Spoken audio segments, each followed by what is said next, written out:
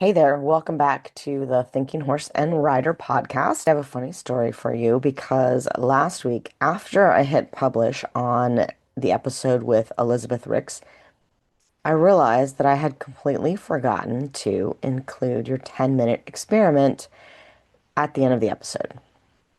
So I apologize for that, but the experiment was too important to skip because it ties directly into that thought of autonomy and self-carriage and the conversations we're moving into next about leadership. So I thought to make up for that, I would give you two experiments via the podcast today. And you'll have two to play with this week. No pressure, no perfection, just curiosity. Think about doing these with an open mind and an open heart. What does your horse feel? What does your horse see? What does your horse notice?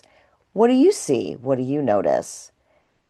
The things that we don't often think about when we are riding or even working with our horses on the ground because we're so worried about doing the thing, whatever the thing is at the moment. Just be open to experiencing how your horse would like to maintain their energy. That's part of your first experiment. And part of the second one is going to be allowing your horse to lead or at least explore things on their own. So let's do it. Welcome, friends and fellow horse fiends. I'm Anna Fox of Equus Enlightened, and this is the Thinking Horse and Rider, the podcast dedicated to training you to become the best possible partner for your horse. Here, we explore the science and soul of horsemanship.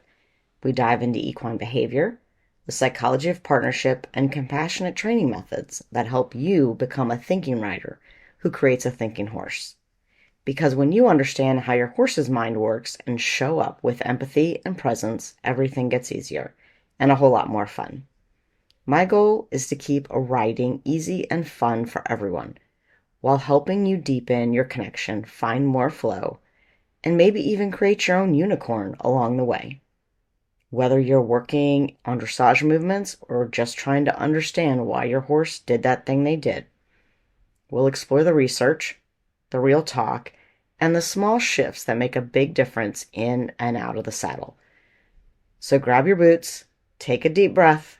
What are you waiting for? Come ride with me. Experiment number one is Echo My Energy. And this is all about your awareness.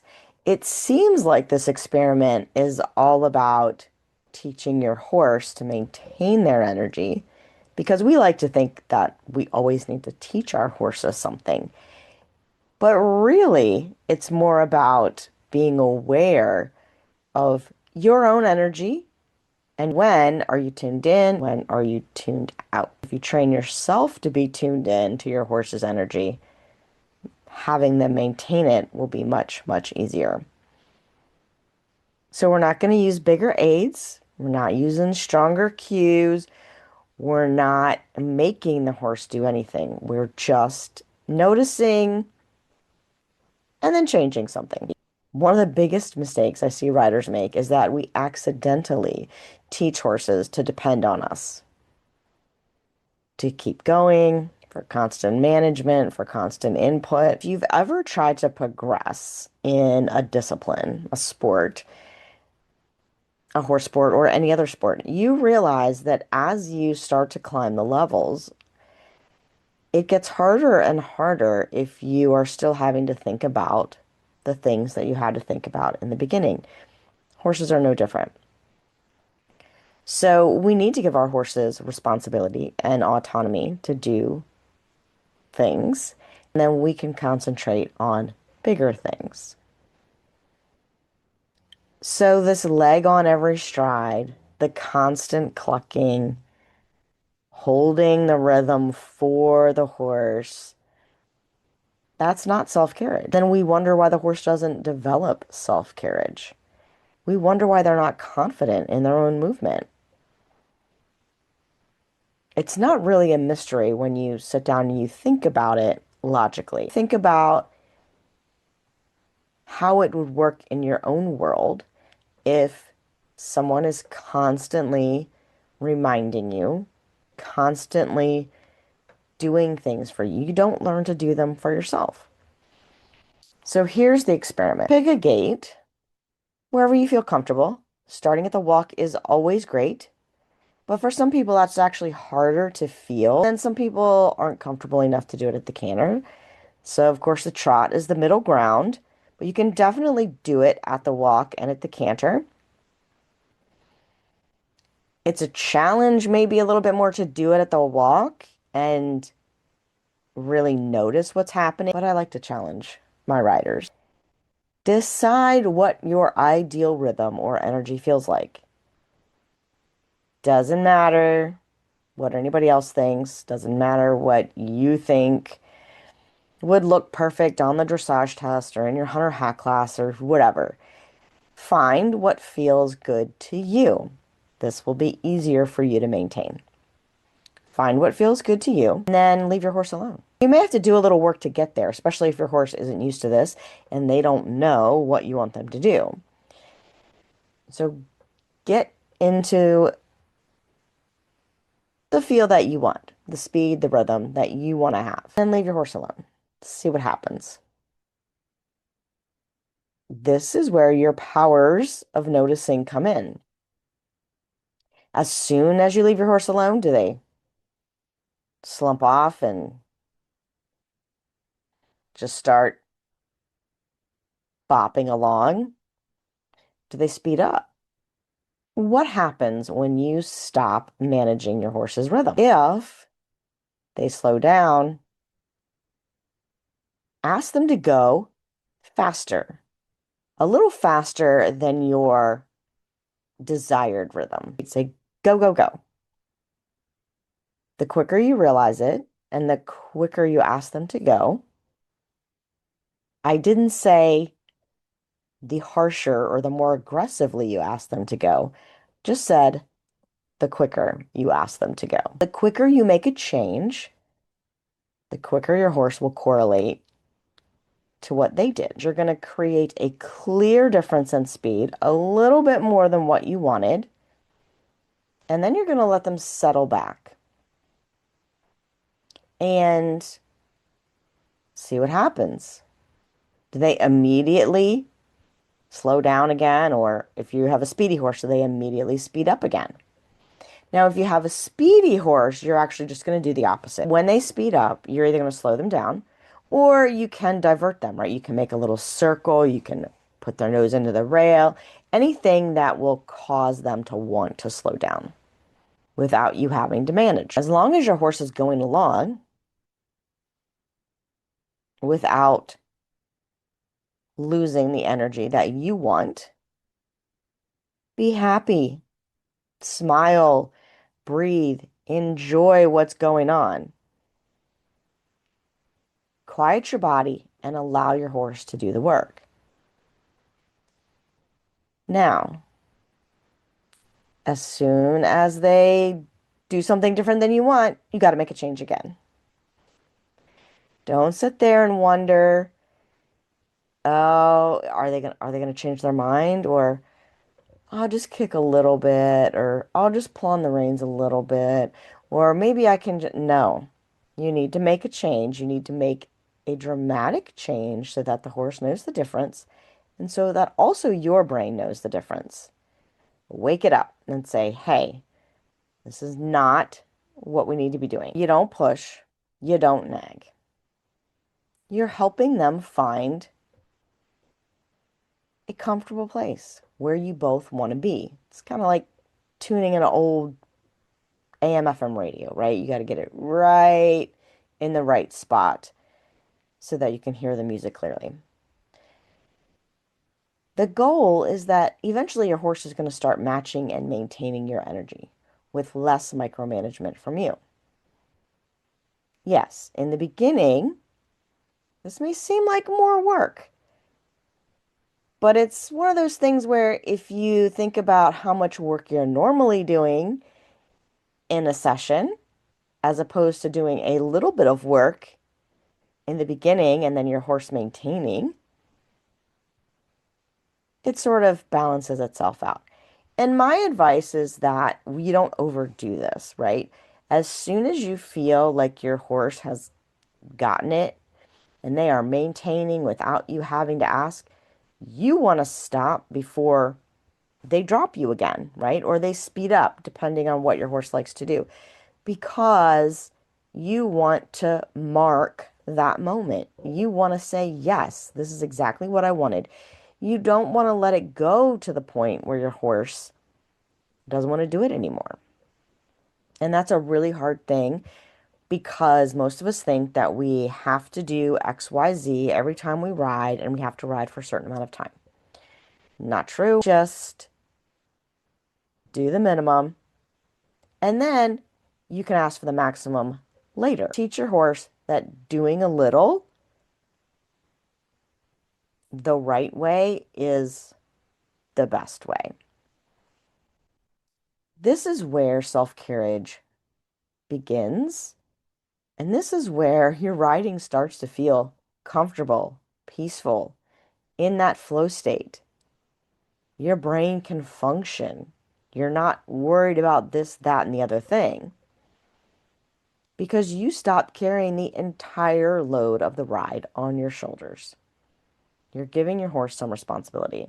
And you're also waking your brain up to what is actually happening underneath you and with your horse, and not just the things you think you need to be doing that are swirling around in your head.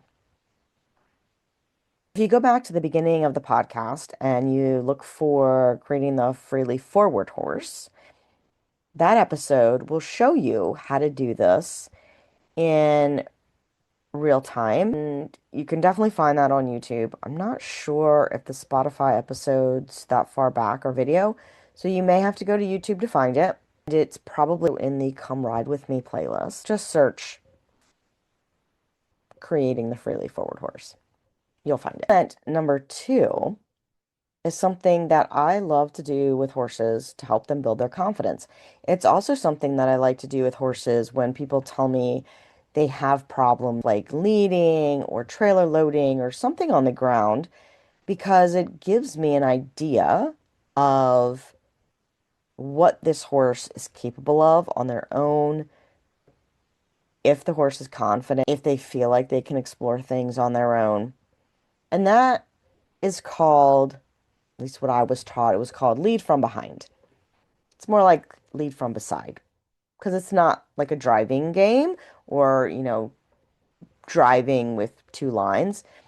Just use one line and you're standing in the area of where the saddle would be, your horse's center of gravity, and also where you are normally standing, kind of when you're lunging, like, and there's reasons for that. But a lot of us are mainly taught to manage our horses from their head, right? There's two things about that.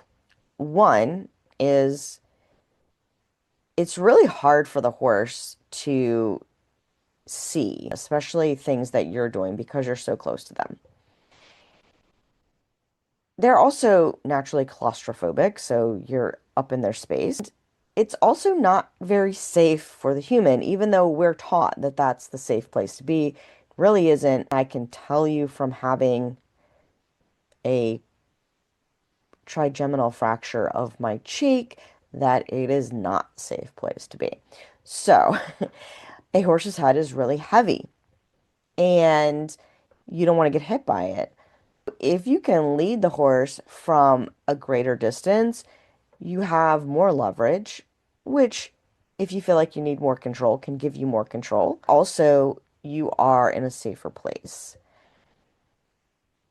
I'm sure there's going to be uproar and discussion over how that is not the case. But I'm telling you from my experience and working a lot of horses and a lot of young horses and a lot of horses off the track and big horses from different backgrounds. I'm a small person. Giving yourself some distance is better. But that being said, you have to teach your horse that they can lead that way because most of them have been taught to lead with us right here next to their head, right? And so I wanted to include this experiment because it's going to flow perfectly into our next conversation about leadership, which is the last module in Reconnect, Rebuild, and Ride with Heart. And I think it challenges a lot of our assumptions about control and leadership with our horses. So how are you going to start? Just in your halter and your lead rope, or a lunge line if you've got a really short lead rope, and take your horse out for a walk. Start it in an enclosed area, the arena, a paddock, somewhere where if you have to let go, you can. They're not going to run away. The easiest way to normally start is to get your horse into that mode of going in a circle. If they lunge, they don't, drop me a line and we can work on that. Send them out on a circle and you're just going to walk with them. Instead of letting them make a circle, you're going to walk with them and you're going to allow them to pick where they want to go, sniff piles of poop or whatever. The fence, obstacles, eat the weeds on the outside, whatever it is. Let them do that. You get to pick the pace. So if you want the horse to walk, you ask them to keep walking. Now, again, we're not micromanaging, we're not asking every step. If they stop and they look at something, stop and be interested in it. Get curious. What is your horse interested in? But then you can ask them to go again. Just like the previous experiment, you want to do it in a way that says, go, and then you leave the horse alone. Not go, go, go, go, go. That builds pressure. We're never releasing the tension on the horse. We're never releasing our ask. And so we're just building tension. You ask the horse to go and then you allow. Can you keep walking or can we walk to that thing? You can, once they're good at it, you can add targets, you can do things like that. But in the beginning, we're just seeing, can the horse walk by themselves and explore things? And can you follow? That's usually the hardest part. You're not going to let your horse drag you around. You're not going to be disconnected. It's going to be a flow of awareness between you and the horse.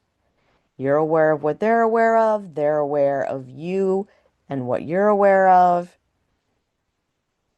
And you have just enough space for them to think a little bit independently. Your job is not to tell them where to go.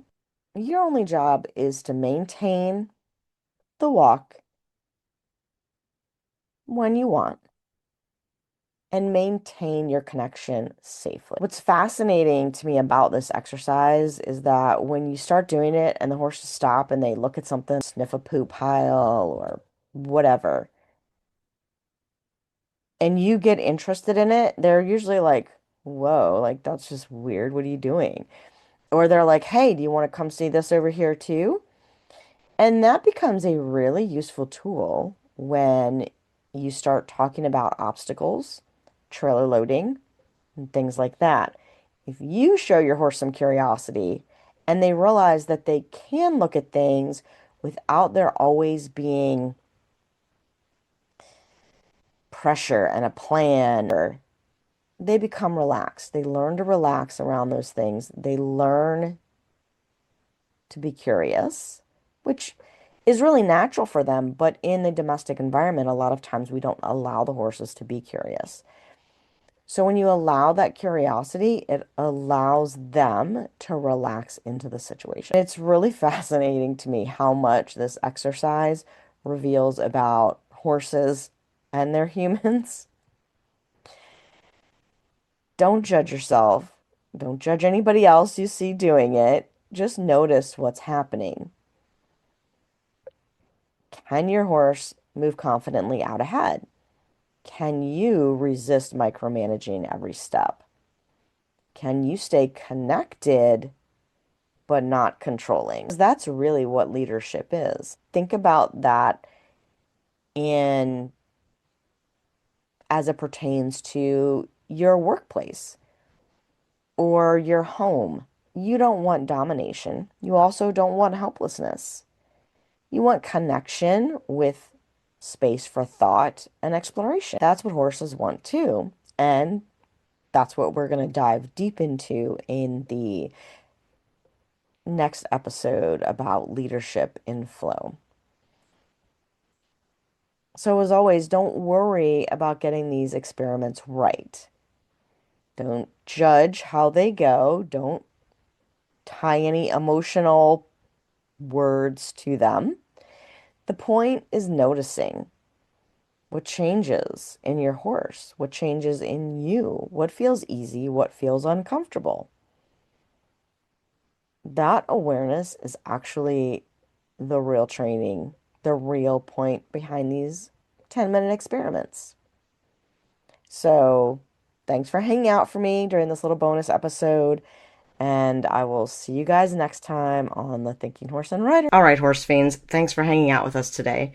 If this episode got your gears turning, don't forget to check out Reconnect, Rebuild, and Ride with Heart. The links are in the show notes. It's the program that'll take everything we talked about here and actually help you apply it in real life with your horse. And hey, before you ride off, make sure you like, subscribe, and leave a quick rating or review of the show. It helps more riders like you find us and keep these conversations going. All the links you need are waiting in the show notes. Happy riding!